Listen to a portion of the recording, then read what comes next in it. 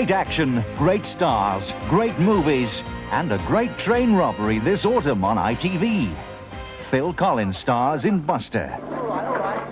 Look, how does £1 million grab? What is it? Elizabeth Taylor's jewellery? Ain't Elizabeth Taylor's jewellery. It's the Royal Mail train. Carries £1 million on a bank holiday weekend, and we're gonna nick it. There's explosive action too. In Lethal Weapon, Danny Glover and Mel Gibson try to fathom a mystery murder. Oops. You haven't met anybody you didn't kill? I did not kill my wife. I did not kill my wife. In Tom Sharp's Wilt, Griff Rhys-Jones is in deep water, and he has a spot of bother with inflation. Hi. Big trouble for Griff, and Kurt Russell faces up to big trouble in Little China.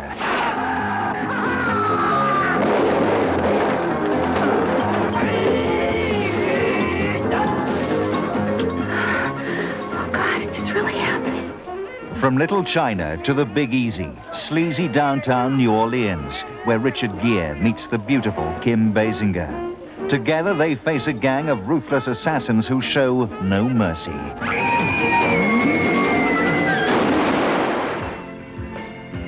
Deep in the heart of a New York night, a savage killing is witnessed by a beautiful socialite. A rookie downtown cop is assigned to protect a terrified uptown girl. I never saw anybody killed before. I've never been a detective before. Tom Berenger meets Mimi Rogers in Someone to Watch Over Me. In Deadly Pursuit, a killer stalks the countryside. Berenger is joined by city cop Sidney Poitier and country girl Kirstie Alley in a terrifying encounter. Ain't it a killer? No, it's not Thailand, but it is Sean Penn, springing a Shanghai surprise and giving Madonna a rough ride. Yes, sir. And it's Madonna again, showing scant regard for prison protocol. Free now? Yeah. Okay. Be nice. But they're rarely nice on Wall Street, where the dollar is king. Greed is good. Greed works. What makes you tick, Bud? The fear of being poor, that's all gonna change. So I'm catching the express. All right, Mr. Gecko, you got me. 1% Michael Douglas, making it big. country's wealth. I hate it when guys think they can come on like that. And Douglas stars alongside Glenn Close in Fatal Attraction, the tale of a married man who mixes business with pleasure. My name is Dan Gallagher. Alex Forrest. The tale of an unrestrained weekend of lust. Of a woman who will not be scorned. Is this what you want to talk about, our imaginary love affair? I'm pregnant. Of a family on an emotional roller coaster. The tale of an attraction that must prove fatal. What are you doing here? ITV this autumn. It's the main attraction. Look out for 2 sporting events this week on Grampian. This Friday, the thrills and spills of City Centre cycling in the Dundee 800 Grand Prix. And on Sunday, there's all the lung-busting effort of a major triathlon, the newest Olympic sport, as over 200 of Britain's top male and female triathletes compete for the Tayside Cup over a gruelling course in and around Dundee. City Centre cycling and a major triathlon this week on Grampian.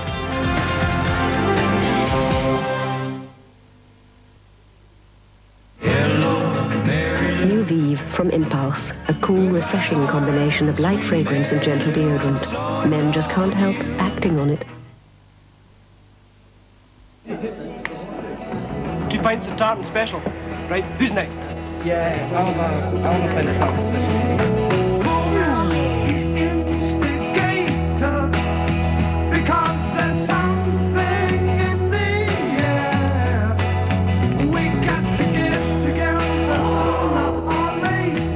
To be a tragedy to waste any of this, Ken. Aye. So that's the tartan special effect.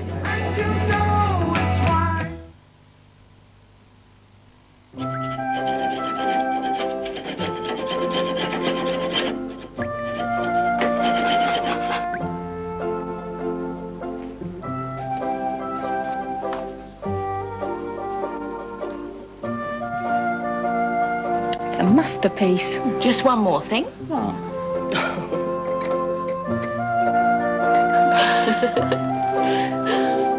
Kleenex likes toilet tissue. One of life's little comforts. I'm singing in the rain, just singing in the rain. Will you hurry up in there? What a wonderful feeling. You weren't the only one out late last night. I'm happy again. And don't forget to clean the bath when you've finished. Optrex, are your eyes trying to tell you something? Oh, goody. Breakfast. With toast soldiers. With toast soldiers. Made with extra light. Made with extra what? Flora Extra Light. Oh, I see. Why is that? They're the light infantry. Flora Extra Light. It's all you want from Flora, except it's lower in fat. A cool taste of paradise. Real cream ice cream. With tender, luscious coconut. 1,000 flakes, snow white, snow cool. In a real milk chocolate shell. Bounty ice cream paradise. Bandits at 6 o'clock! Attack formation! He shot you, you've got to crash. No, I don't. Don't I haven't finished my crisp yet? You have now. Come in, my crisps. You'll never grow old in Golden Wonderland. 34, take 1. The first hydroelectric advert came on the telly. I was amazed. But I don't have to fiddle around with anything. It's there all the time. We can heat the water as well. Well, I was very impressed with the system. Yes, so am I. Yeah? It gives you heat 24 hours a day. Is the house warm all over? It is. No, it run my electric heaters as well. Total heating. Oh, gosh. Total heating. Oh, just me. It's just what they say. I mean, you are in total control. It runs on low-cost electricity. Why can't everything be as controllable as our new electric heating system? Ah, dear. Total heating with total control. For more details, contact Hydroelectric. Total heating with total control. That's it. There's a dream I feel so rare, so real. All the world in union, the world as one. It's the world in union, the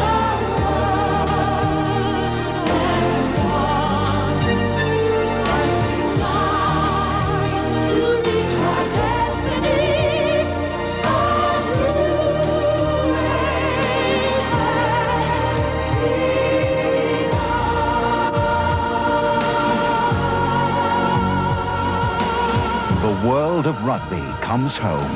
The biggest sporting event in Britain for over a quarter of a century. Only on ITV. Stop being so vain. You can't stay 42 forever. Yes, you can. If you eat right, exercise regularly, and live with women who look a lot older than you. The Golden Girls in a brand new series.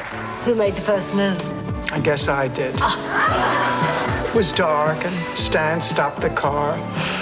I swear to you, I thought I was setting the parking brake.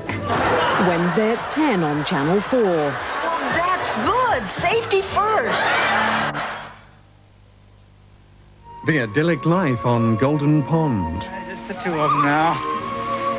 Baby's all grown up and moved to Los Angeles or somewhere. But a reunion opens up old wounds. Philly is the happiest thing that's happened to Norman since Roosevelt. What I'd like to know is why you enjoy playing games. Huh? You seem to like beating people. I wonder why. On Golden Pond, Sunday at 9:10 on ITV. Tonight's news at 10 is extended to allow for further coverage of the events in the Soviet Union. This means that our Grampian headlines and subsequent programmes are all about 20 minutes later than advertised. Our local news is at 10:50, followed by Reflections, and at 11 o'clock we join the inmates from Cell Block H. There's Adventure with Wolf at 11:55, and that takes us to night time at 12:50.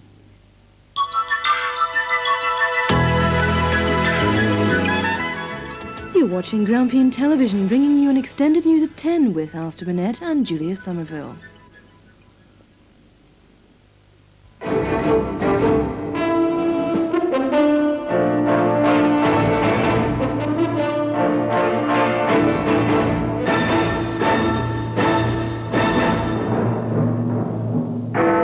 Soviet democracy puts up the only defenses it has.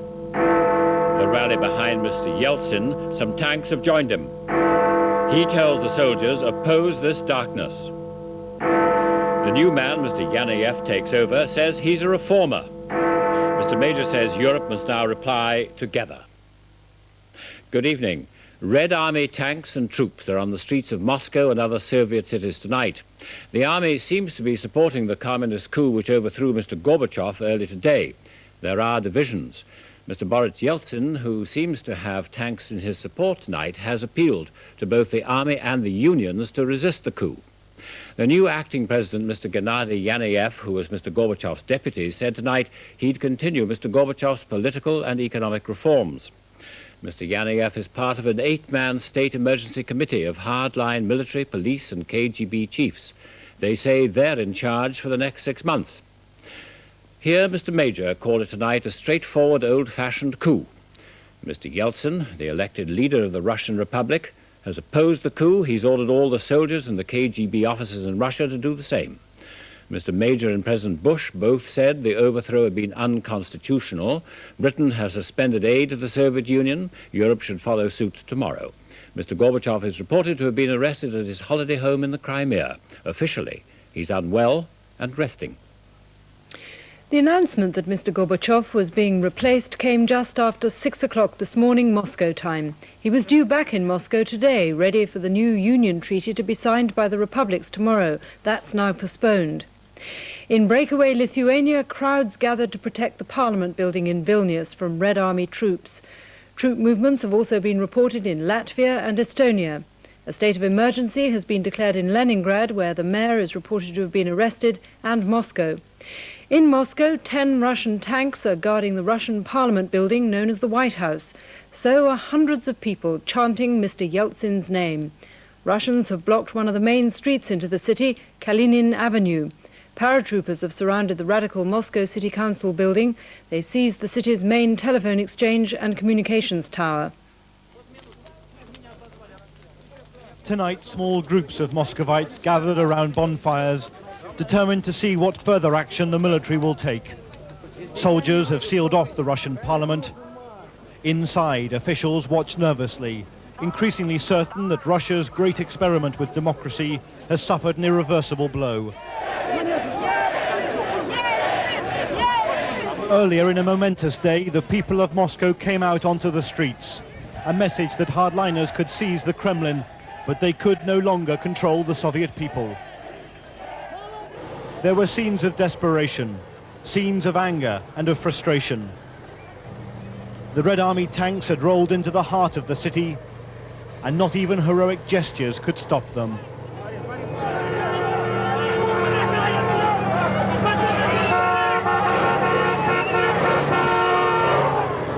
Workers and shoppers quickly surrounded the security forces, pleading with them, appealing for the sake of the Russian motherland for them to go home.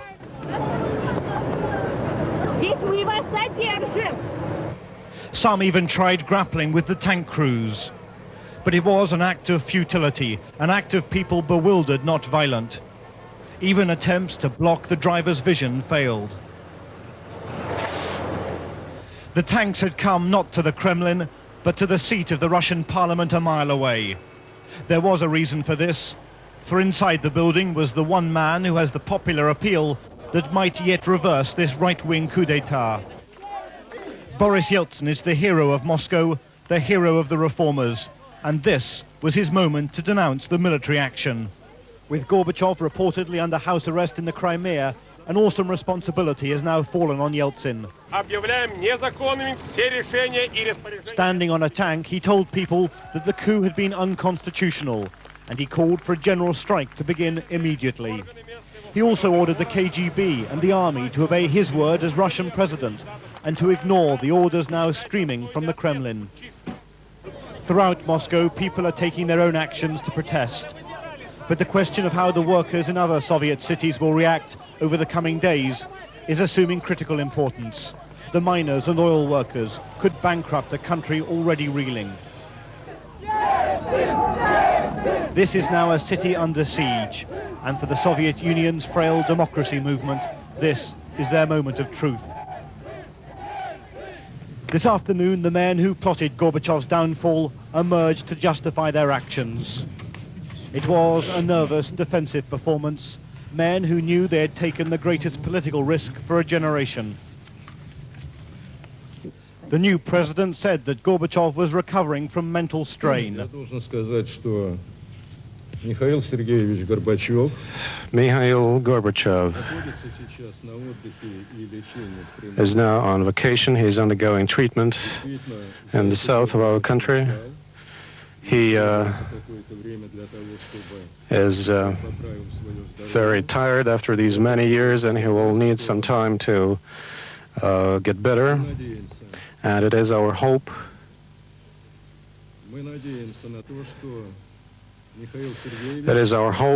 that Mikhail Gorbachev, as soon as he feels better, will take up again his office. From the Baltics to the Soviet Far East, life is now paralyzed. There are growing fears that a massive purge against the reformers may soon begin. No one knows whether they have time to regroup and what will happen if they do. Arguments between people on the streets are breaking out. Old men, women confronting the local militia. This woman says that they can kill her, they can kill 10 or 20 Russians, but she shouts defiantly, they can't murder us all. A senior general gave the protesters some hope this afternoon, raising the spectre that the army might refuse to disperse the crowds. Don't assume that everyone in uniform will obey orders, he said. The army will never fight against its own people. But tonight the tension is still rising, with an announcement that all but 9 newspapers will be banned, that Moscow is under a state of emergency. Muscovites have enjoyed unparalleled freedoms over the last few years of Gorbachev's rule. Politics is now in their blood, and no Kremlin decree will succeed in stopping the debate.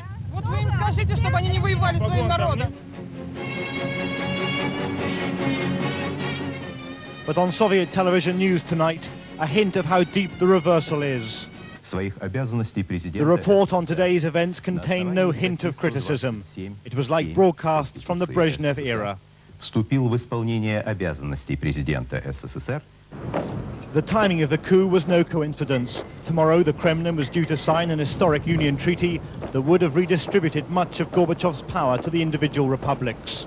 It was too much for the hardliners to bear. Gennady Yanayev seems to have been the puppet. His reputation is as a hardliner, a grey man. This was Gorbachev's era, for many of the men he promoted have now turned round and supported his arrest. Among the conspirators, Dmitry Yazov, the defense minister, the KGB boss, Vladimir Khrushchev, even his own Prime Minister, Valentin Pavlov, all have deserted Gorbachev when he needed them most. In the last hour, Boris Yeltsin, now a virtual prisoner inside the Russian parliament, spoke out against the new leaders. It's a straightforward coup, he said, by the former Prime Minister, Interior Minister and others. And he concluded, according to the Russian code, they're all criminals. Tonight then, the two great movements in Soviet society, the reformers and the hardliners, are locked in a bitter battle for survival. With Gorbachev silenced and Moscow isolated, it seems that the military have overwhelmed, but not yet crushed, democracy. Robert Moore, News at 10, Moscow. The new ruling Soviet committee members, all of them Gorbachev men until today, said they were adopting decisive measures to stop Soviet society from sliding into national catastrophe. To do so, they were imposing a state of emergency and establishing an all-powerful committee to run the country. It was Boris Yeltsin who tried to keep Gorbachev moving along the path to perestroika. always pushing him to move faster and farther in his reforms.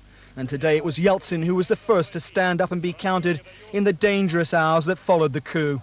Throughout the day, tens of thousands in Moscow answered his call, placing themselves behind Yeltsin and in direct opposition to the new Soviet order. But can they survive? If the coalfields tomorrow come out in favour of Yeltsin, and if the day after, on Wednesday, the Supreme Soviet of the Russian Parliament supports him, then Yeltsin can survive. But they may not let him get that far, and if those two conditions are not met, then his future looks very tacky in the short term. On May Day, Mikhail Gorbachev was made embarrassingly aware of the people's growing mistrust over the pace of perestroika and the economic chaos under which they were forced to live. The plotters of today's coup will hope to carry a sizable section of this disaffected community with them. As President Gorbachev left for the G7 talks, the alliance ranged against him was already in place. Men who controlled the three levers of power in the Soviet Union, the Red Army, the KGB, and the Interior Ministry.